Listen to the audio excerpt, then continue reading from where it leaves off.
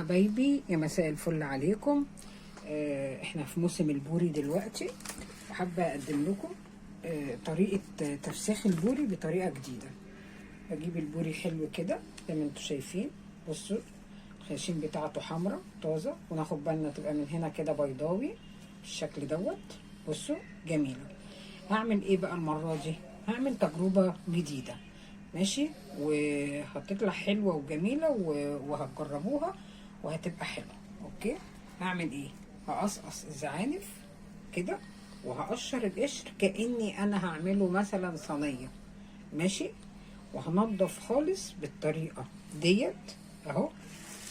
واقوم حاطه الملح ورش الخلطه اللي احنا عارفينها، ملح شطه بابريكا، ماشي. البابريكا تدي لون ايه؟ احمر. هعمل ايه بقى؟ هقوم حاطه بدل المصارين، هفتحها خالص كاني هطبخها عادي صينيه. هقوم حاطه بدل المصارين عشان طبعا الهواء.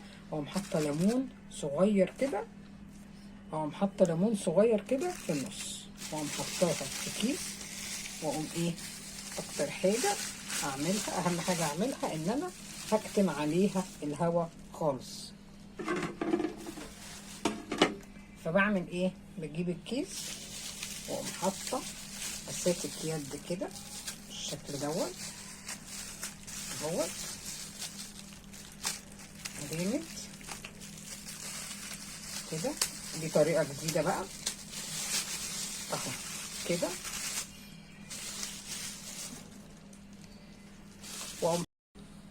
واقوم مكتفاها كده باساتك اليد، بحيث ان انا ما اخليش هوا خالص، واحطها كده. هنقعد بقى نعمل ايه؟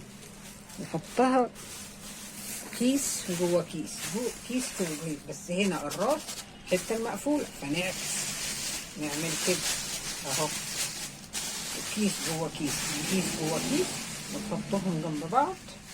هعمل الخطوه دي وارجع اكمل لكم. ودي يا حبايبي نتيجه الفسيخ بالطريقه الجديده اللي قلت لكم عليها.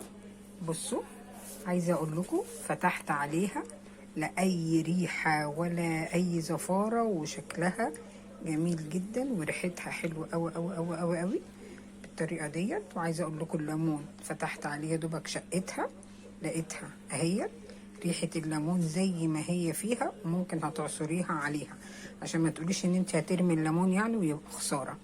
بس طريقه جميله جدا جدا جدا. بعد ما قفلتها حلو ومنعت عنها الهواء، وحطيتها في شنطه سمراء، وحطيتها في مكان ضلمه كده وبعيد عن الضوء. وبعد شهر بالظبط فتحت عليها لقيتها بالشكل دوت اهوت.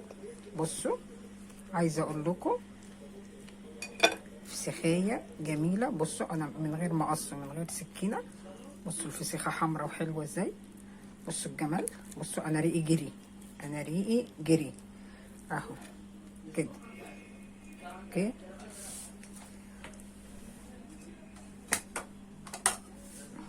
وعايزه اقول لكم وانا بفتح عليها مفيش بقى البهدله بتاعت الطريقه الاولى ديت. الطريقه التانية ان احنا نعملها بالمصارين. عايزه حابه افتحها لكم للاخر،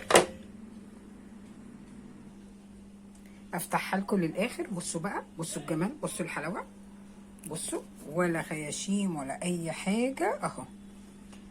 يا دوبك لو ما بتعرفيش تنضفي السمك هتخلي الراجل هو اللي ينضفها لك، وتجيبيها وزي ما اتفقنا في اول الفيديو هتشطفيها حلو، وتسيبيها تنشفيها كده، وتسيبيها تصفي ميتها خالص، وتنشفيها من ميتها جوه وبره بالكلينكس. اوكي اهو. شفتوا بقى حلاوه اكتر من كده؟ بصوا، بصوا الحلاوه، زبده زبده اهو. معلش انا ريقي جري فلازم ايه ادوق. طعمها خطير خطير خطير، ولا ريحه بقى، وانسي بهدله الفسيخ والريحه وده كله. وتاكلوه بالف هنا والشفا. يا ريت ما تنسوش تعملوا لايك وشير، لان بجد بجد بجد الطريقه دي هتعجبكم قوي قوي قوي قوي. والى اللقاء في فيديو اخر.